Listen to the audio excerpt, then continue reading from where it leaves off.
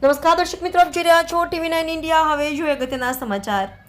સુરત શહેરમાં ઈદના તહેવારને લઈને સમગ્ર સુરતમાં પોલીસનો બંદોબસ્ત ગોઠવવામાં આવ્યો હતો। ત્યારે સુરતના સલાબતપુરા પોલીસ સ્ટેશન હદ વિસ્તારમાં બંદોબસ્ત દરમિયાન કામગીરી કરતા એસીપી પઠાણના કમાન્ડો નિલેશ પટેલની પિસ્તોલની ચોરી થઈ ગઈ હતી।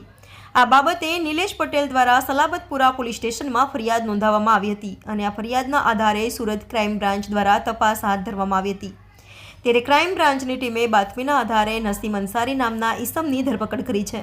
તેની પાસેથી એક પિસ્તોલ કબજે કરી છે। પોલીસની તપાસમાં સામે આવ્યું છે કે આ ઈસમ અગાઉ મોબાઈલ ચોરી જેવા ગુનાઓને અંજામ આપતો હતો અને તેના પર દેવું વધી જતા મોટો ક્રાઇમ કરવા માટે તેને આ પિસ્તોલની ચોરી કરી હતી।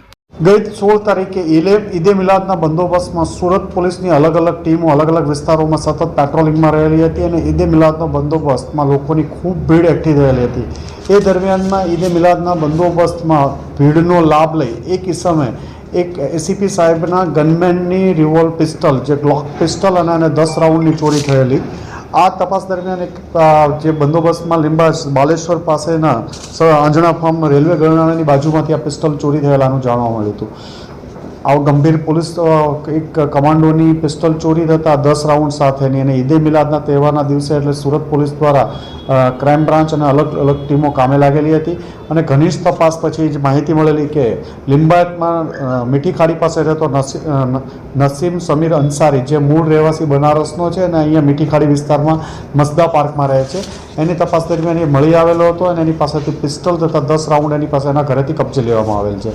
આ ઈસમનો ગુનાહિત ભૂતકાળ પણ છે, મોબાઈલ ચોરી અલગ અલગ ગુનાઓમાં પકડાયેલો પણ પહેલાં છે, પરંતુ પોલીસ અમલદારની રિવોલ્વર ચોરવા પાછળનો એનો આશય શું હતો?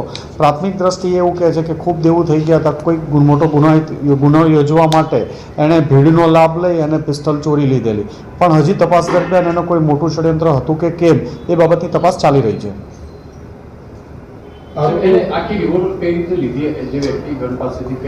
ભીડમાં એ જે પોલીસ અમલદાર હતો એની સાથે સાથે જ બાજુમાં ચાલતો હતો અને એના હોલિસ્ટરમાંથી ભીડનો લાભ લઈ ધક્કામુક્કીમાં કાઢી લીધેલી।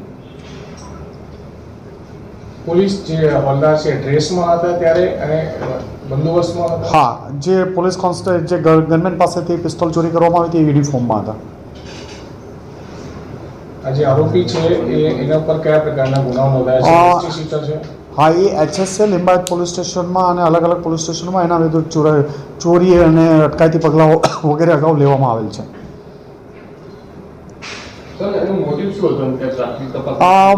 અત્યારે એવું કહે છે કે મારા એના ઉપર ખૂબ મોટું દેવું થઈ ગયું હતું એટલે આ પિસ્તોલ લઈ અને કોઈ ગુનોને અંજામ આપવાનો પ્રયત્ન કરત અને કોઈ મોટો પ્લાન કરત।